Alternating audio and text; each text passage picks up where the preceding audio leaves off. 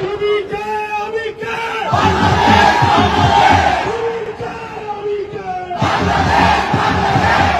তুমি কে আমি কে বাংলাদেশ বাংলাদেশ এমন স্লোগান উঠেছে পাকিস্তানের বিপ্লবীদের কণ্ঠে। বাংলাদেশের ছাত্র আন্দোলনের ঢেউ ছড়িয়ে পড়েছে পাকিস্তান জুড়ে, আর সেখানকার বিপ্লবীদের কণ্ঠে ঘুরে ফিরে উঠে আসছে বাংলাদেশের নাম এবং স্লোগান।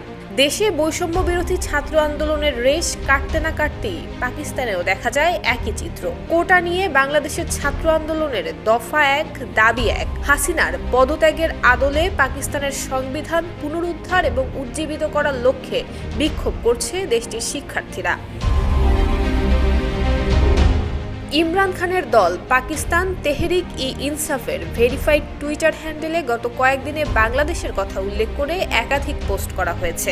এর মধ্যে গত 7 আগস্টের এক পোস্টে বাংলাদেশের সঙ্গে পাকিস্তানের পরিস্থিতির সরাসরি তুলনা টানে দলটি। বাংলাদেশের ছাত্র জনতার ঐতিহাসিক আন্দোলনে পতন হয়েছে প্রতাপশালী আওয়ামী লীগ সরকারের। বিক্ষোভের মুখে গত 5 আগস্ট প্রধানমন্ত্রীর পদ থেকে পদত্যাগ করে দেশ ছেড়ে পালিয়েছেন সাবেক প্রধানমন্ত্রী শেখ হাসিনা। এই ঘটনা অনুপ্রাণিত করেছে পাকিস্তানের ছাত্রদের, বিশেষ করে সাবেক প্রধানমন্ত্রী ইমরান খানের সমর্থকদের।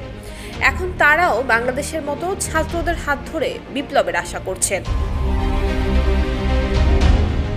বাংলাদেশের ছাত্র জনতার আন্দোলন এবং সে সময় সেনাবাহিনীর ভূমিকার প্রশংসা করেছেন খোদ ইমরান খান। তার ভেরিফাইড টুইটার হ্যান্ডেল থেকে দেয়া ওই পোস্টে বলা হয়, বাঙালি জনগণ তাদের অধিকার এবং গণতন্ত্র রক্ষার জন্য ঐক্যবদ্ধ এবং দৃঢ় সংকল্পের মাধ্যমে যেভাবে নিপীড়নমূলক ব্যবস্থা থেকে নিজেদেরকে মুক্ত করেছে তা প্রশংসনীয়। গোটা আন্দোলনের মধ্যে বাংলাদেশের সেনাপ্রধান যেভাবে অরাজনৈতিক থেকে পরিস্থিতি সামাল দিয়েছেন তারও প্রশংসা করা উচিত।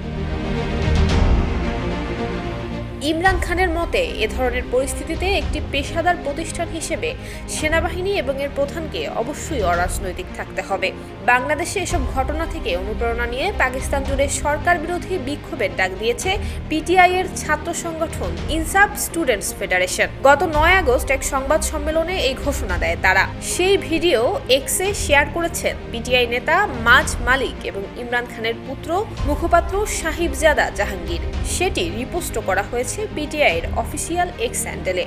পোস্টে বলা হয়েছে, পাকিস্তানে মানবাধিকার লঙ্ঘনের বিরুদ্ধে আন্দোলন শুরু করেছে ইনসাফ স্টুডেন্টস ফেডারেশন। বাংলাদেশের ছাত্ররা যেভাবে ফ্যাসিবাদী শাসনকে উৎখাত করেছে, শীঘ্রই পাকিস্তানের ছাত্ররাও এ ধরনের পরিবর্তন আনবে।